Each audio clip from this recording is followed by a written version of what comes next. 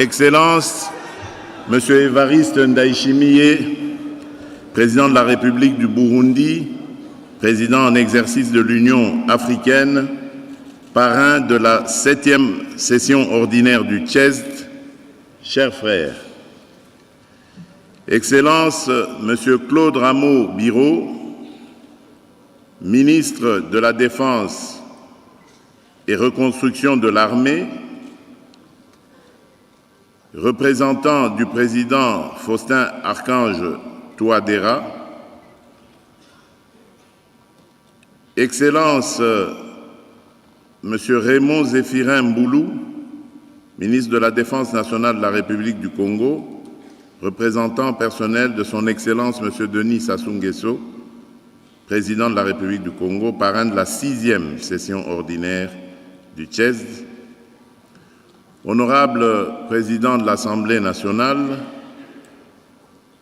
Monsieur le vice-premier ministre, ministre de la Défense nationale et ancien combattant, Mesdames et Messieurs les membres du gouvernement, Excellences, Mesdames et Messieurs les ambassadeurs et chefs de mission diplomatiques, Messieurs les officiers généraux et supérieurs des forces armées de la République démocratique du Congo et de la police nationale congolaise, Monsieur le directeur général du Collège des hautes études de stratégie et de défense, Mesdames et Messieurs les auditeurs, anciens auditeurs et lauréats du CHESD, distingués invités, Mesdames et Messieurs, c'est avec une fierté légitime et un profond sens de la responsabilité que je prends la parole à l'occasion du 10e anniversaire du Collège des hautes études de stratégie et de défense, le CHESD.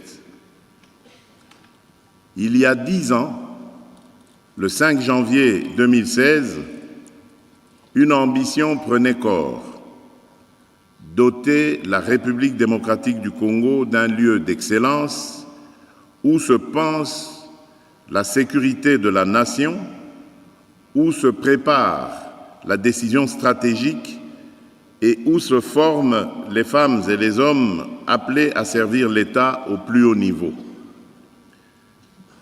10 ans plus tard, cette ambition est devenue une institution. 10 années de réflexion, de formation et de dialogue civilo-militaire ont progressivement fait du CHESD le principal creuset national d'une pensée stratégique congolaise ouverte sur l'Afrique et résolument tournée vers l'avenir. En réunissant officiers, hauts fonctionnaires, diplomates, universitaires, chercheurs et responsables venus de plusieurs pays frères, le Collège a fait de la diversité des expériences une source d'intelligence collective et de sa vocation régionale l'une de ses plus grandes forces.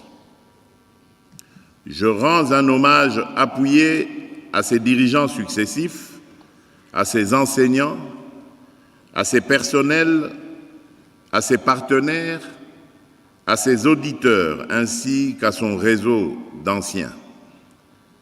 À toutes celles et tous ceux qui, par leur vision, leur savoir et leur engagement, ont contribué à édifier le CHESD, la République exprime aujourd'hui sa gratitude. Car le CHESD est bien davantage qu'une institution de formation. Il est une école du discernement, de l'anticipation et de la responsabilité, un lieu où la République apprend à voir loin, à penser juste et à décider souverainement. Lorsqu'une nation renonce à penser à elle-même sa sécurité, renonce à penser elle-même sa sécurité, d'autres finissent toujours par la penser à sa place, selon leurs intérêts, leurs priorités et leurs stratégies. La souveraineté commence donc par l'esprit, par la capacité de comprendre les menaces, de définir nos intérêts vitaux et de choisir, en toute indépendance, les moyens de les défendre. Excellences, Mesdames et Messieurs, cette célébration ne saurait être détachée des graves exigences du temps présent. Elle intervient alors que notre nation traverse l'une des séquences les plus décisives de son histoire contemporaine. Dans l'Est de la République démocratique du Congo, nos populations continuent de payer un lourd tribut à la violence armée, aux ingérences étrangères, aux déplacements forcés ainsi qu'à une économie de prédation nourrie par l'exploitation et le trafic illicite de nos ressources naturelles. Face à cette épreuve, notre détermination ne vacille pas. La souveraineté, l'intégrité territoriale et l'unité nationale de la République démocratique du Congo ne sont pas négociables. Nous voulons la paix, mais nous voulons une paix qui ne soit ni la résignation devant la force, ni l'oubli des victimes, ni la consécration du fait accompli.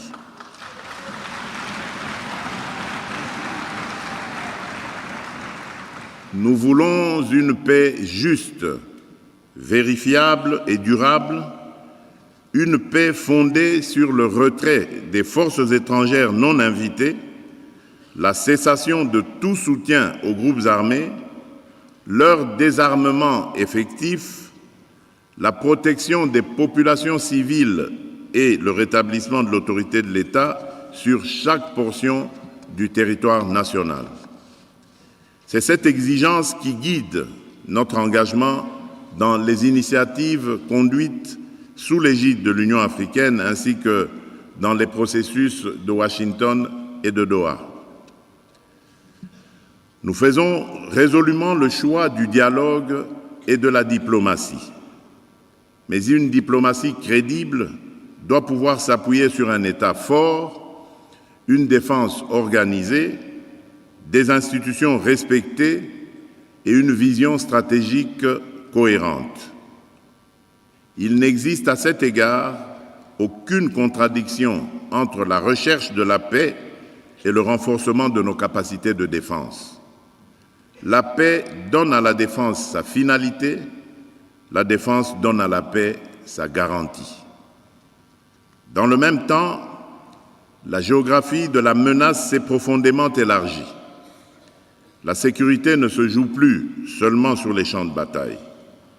Elle se joue désormais dans les cyberespaces, dans la maîtrise des données, dans les réseaux d'information, dans les chaînes d'approvisionnement et dans la protection des infrastructures critiques. La désinformation, les drones, l'intelligence artificielle, le terrorisme, le dérèglement climatique et la compétition autour des minerais stratégiques bouleversent désormais les rapports de puissance. Aujourd'hui, un port, un corridor logistique, une mine, une banque de données ou un réseau de télécommunications peuvent constituer des enjeux de souveraineté aussi déterminants qu'une frontière terrestre. De cette mutation découle une exigence. Notre doctrine de défense doit être globale. Elle doit mettre en cohérence les forces armées, la diplomatie, le renseignement, l'économie, la recherche scientifique, la justice, la communication stratégique et l'aménagement du territoire. Le TIEST doit précisément être le lieu où ces savoirs se rencontrent, où les menaces sont anticipées et où la réflexion se transforme en option stratégique au service de la décision publique. Cette ambition dépasse les seules frontières nationales. Depuis le 1er janvier 2016, la République démocratique du Congo, depuis le 1er janvier 2026 plutôt, la République démocratique du Congo siège au Conseil de sécurité des Nations unies pour le mandat 2026-2027. dont elle a assumé la présidence en juillet dernier d'ailleurs. Cette présence constitue certes une tribune, mais elle est surtout un devoir. Elle nous oblige à porter avec autorité la voix de l'Afrique, à défendre la protection des populations civiles, le respect de la Charte des Nations Unies et le renforcement d'une sécurité collective plus juste, plus cohérente et plus efficace. Pour être à la hauteur de cette responsabilité, notre diplomatie et notre défense ont besoin d'une pensée stratégique congolaise exigeante, d'une mémoire institutionnelle solide, d'une capacité permanente d'anticipation et de cadres capables d'articuler l'intérêt national avec les impératifs de la coopération régionale et multilatérale. C'est à ce niveau d'exigence que le CHESD est désormais appelé à se hisser. C'est là qu'il doit prendre toute sa place. Mesdames et messieurs, le 9e colloque international jubilaire tenu en juillet dernier nous a appelés à capitaliser les acquis, éclairer les recompositions et projeter la défense et la souveraineté de demain. Cette ambition, je la fais pleinement mienne.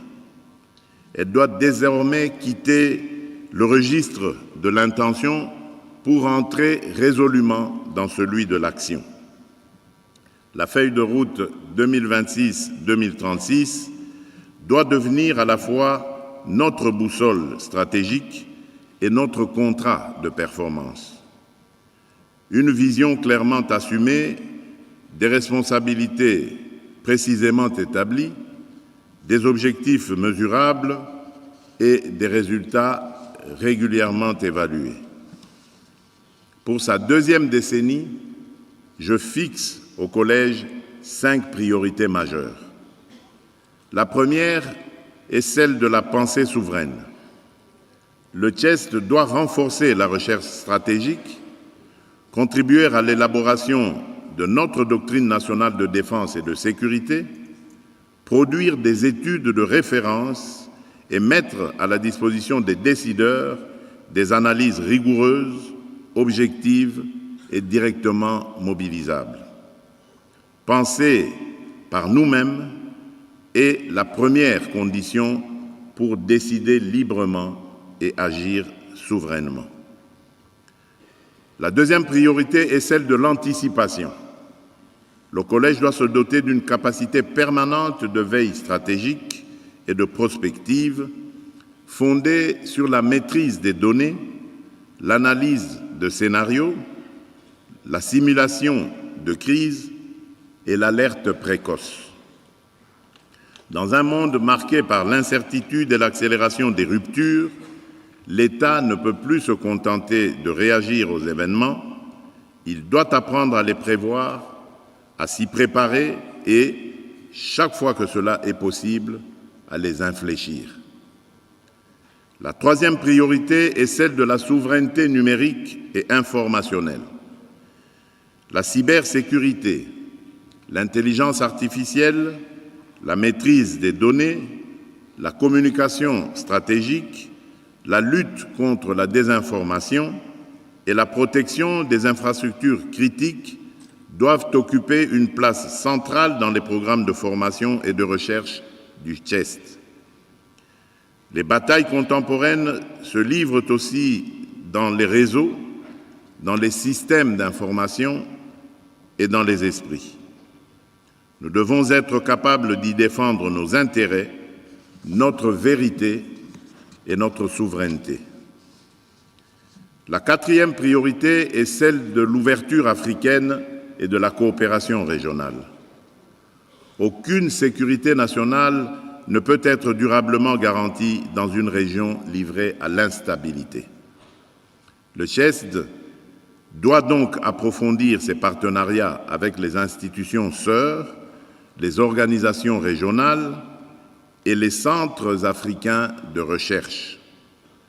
Il doit contribuer à faire émerger des solutions africaines portées par une intelligence africaine de nos réalités, de nos vulnérabilités et de nos ambitions communes.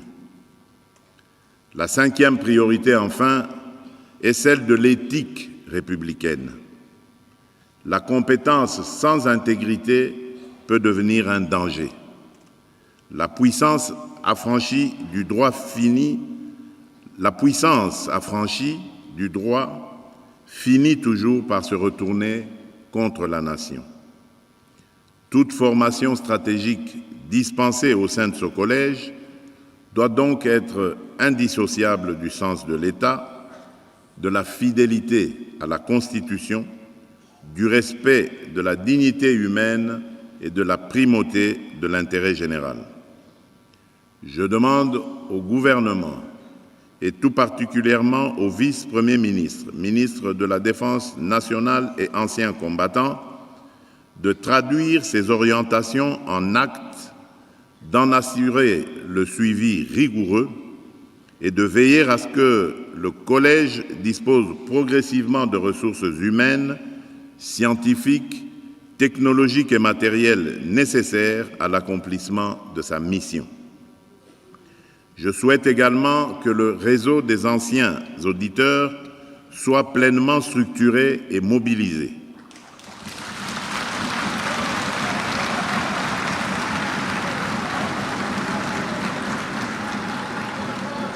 Il ne doit pas être un simple répertoire de diplômés, mais une véritable communauté stratégique au service de l'État.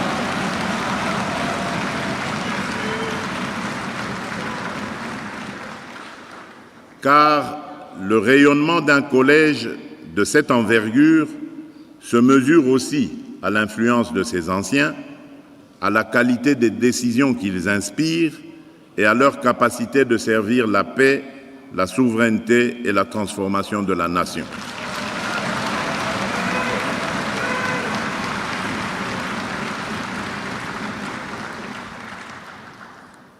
À vous, chers lauréats et auditeurs, je veux adresser un message particulier.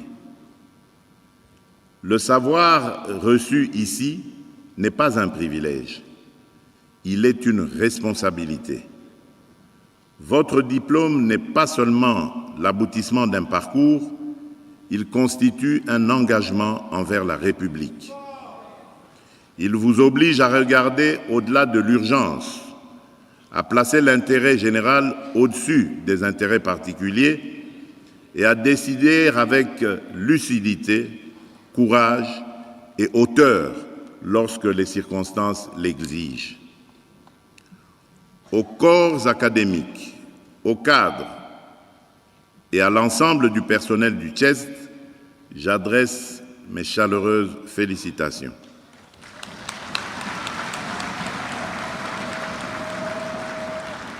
Continuez à faire de cette institution un haut lieu de liberté intellectuelle, de rigueur scientifique, de discipline et de patriotisme. La République n'attend pas de vous des certitudes complaisantes ni des analyses convenues. Elle attend une pensée libre, exigeante et féconde, capable d'éclairer la décision et de préparer l'avenir. 10 ans après sa création, le CHEST n'a pas seulement atteint l'âge de la maturité, il en assume désormais le devoir. Il lui appartient de s'affirmer comme un centre africain de référence en matière de prospective, de doctrine, de sécurité collective et de souveraineté. Car aucune souveraineté ne se préserve sans pensée stratégique. Aucune pensée stratégique ne prospère sans institutions fortes. Et aucune sécurité durable ne se construit sans des femmes et des hommes préparés à servir, à décider et, lorsque l'intérêt supérieur de la nation le recommande, à consentir les sacrifices nécessaires. En renouvelant mon soutien au Collège des hautes études de stratégie et de défense, je félicite chaleureusement les lauréats, remercie les parrains, les pays partenaires, ainsi que toutes les délégations présentes, et forme le vœu que la prochaine décennie soit, pour le Tchède, celle de l'excellence, du rayonnement africain et d'une contribution toujours plus décisive à la souveraineté de notre nation. En vertu des prérogatives qui sont les miennes, je déclare close l'année académique 2025-2026 et ouverte l'année académique 2026-2027 du Collège des hautes études de stratégie et de défense. Que vive le Tchède, que vive la paix et la fraternité entre les peuples d'Afrique, que Dieu bénisse la République démocratique du Congo et son peuple. Je vous remercie.